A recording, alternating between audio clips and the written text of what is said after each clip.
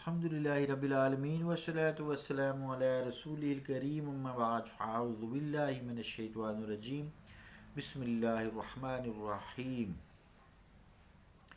वइज़ अख़ज़ रब्बुक मिन बनी आदम मिन ज़ुहूरिहिम ज़ुर्रिय्यतहुम व अशहदहुम अला अनफुसिहिम अलस्तु बिरब्बिकुम क़ालू बला सदक़ल्लाहुल अज़ीम। अज़ीज़ान गिरामी कदर, अस्सलामु अलैकुम वरहमतुल्लाहि वबरकातुहू। रूह के हवाले से जो गुफ्तगू चल रही थी, इससे पहले ये दूसरे हिस्से में मैंने जो आयत पढ़ी है, इसका तर्जुमा यूँ है कि ए मुस्तफ़ा, वो वक्त याद करो जब आपके रब ने बनी आदम को हज़रत आदम की पुश्त पर दस्ते कुदरत फेरा और सारी अरवाह को निकाल लिया, उनकी ज़ुर्रियत औलाद को निकाल लिया, फिर उनको अपने ही नफ्सों पर गवाह बना दिया। फिर पूछा अलस्तु बिरब्बिकुम, क्या मैं तुम्हारा रब नहीं हूँ? क़ालू बला, सब ने कहा हाँ तू ही हमारा रब है। अल्लाह का कौल सच्चा है जो बड़ी ही अज़मत वाला है। अज़ीज़ान गिरामी कदर, जिस्म को मौत है, रूह को मौत नहीं है। रूह की गुफ्तगू चल रही थी और हज़रत पीर मेली शाह साहब के हवाले से जो आपने रूह की तहकीक और तर्जुमा और उसकी तशरीह की है, उसी सिलसिले को दोबारा यहाँ से जोड़ते हैं। पहला क्लिप चूँकि लंबा हो गया था, तो दूसरा इसका हिस्सा यूँ है कि हज़रत पीर मेली शाह साहब फरमाते हैं, समाए मौता की हदीस शरीफ के मुर्दा कब्र पर आने वालों के पाँव की आहट भी सुनता है। हमारे मुवक्क़फ़ की तायीद है। बाज़ कम फहमों का ख़याल है कि मौत के बाद रूह का जिस्म इंसानी के साथ कोई ताल्लुक़ बाकी नहीं रहता। कैफ़ियत राबता तो आलम ग़ैब का मुआमला है। कैफ़ियत राबता तो आलम ग़ैब का मामला है जिसे खुदा ही जानता है। मगर इतना ज़रूर है कि कब्र में सवालो जवाब रूह के जिस्म के साथ किसी ना किसी राबते की सूरत में हो सकते हैं। जिस्म के मुर्दा हो जाने के बाद रूह की मौजूदगी और उसकी हयात का मसला आज कल के साइंसी दौर की कई मिसालों को सामने रख कर हल किया जा सकता है। जैसे ये मोबाइल है, टेलीफोन है, सारा नेट का सिस्टम है, बिजली की तारें हैं, सब इससे समझा जा सकता है।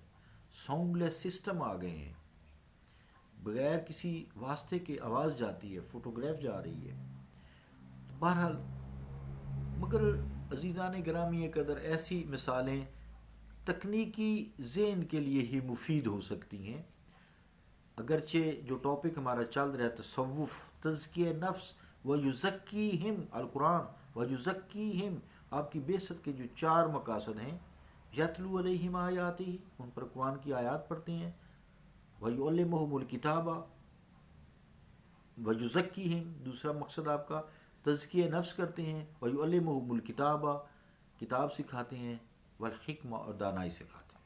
कुरान ने फरमाया चार आपकी बेइज्जत के जो मकासद हैं, उसमें से हम तज़किया नफ्स, जिसको तसव्वुफ़ की इस्तिलाह से नवाजा गया है, तो चूँकि ये इस्तिलाह तसव्वुफ़ की नाजुक भी है, मौजू भी है, इसके हम मुकल्लफ़ भी नहीं हैं, तो इसमें इस्तिलाहात हैं, कैफ़ियत हैं और वारदात हैं, मकाशफ़ात हैं। तो इनको अल्फाज का लिबास पहनाना, जामा अल्फाज पहनाना और फिर मादी मिसालें दे दे कर सूरत हाल को वाज़े करना इंतहाई मुश्किल काम है। जब तक इंसान का ज़हन खुला ना हो, टेक्निकल ना हो, हालात पे नज़र ना हो, कान उसके वाज़े हक़ को सुनने वाले हों, आँख हक़ को देखने वाली हो, ज़ुबान हक़ की तर्जुमान हो, तो फिर ये काम आसान हो जाता है। इंसान मादी मिसालों से अल्लाह रब्बुल आलमीन की ज़ात व सिफ़ात को समझ लेता है और क़ुर्ब पाता है, शरीयत को भी समझ लेता है।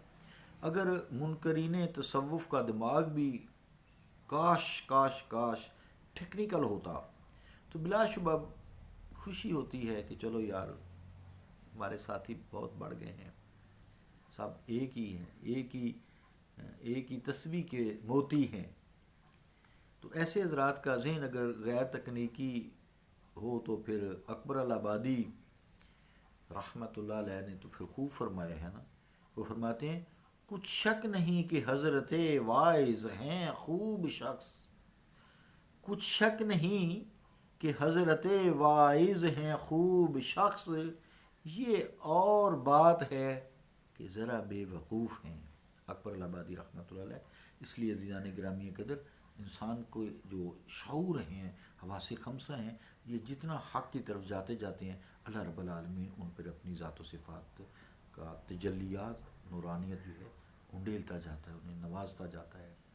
صلی اللہ تعالیٰ علی رسول خیر خلقہ محمد وعلی آلہ وصحابہ اجمعین برحمتک یا رحمن۔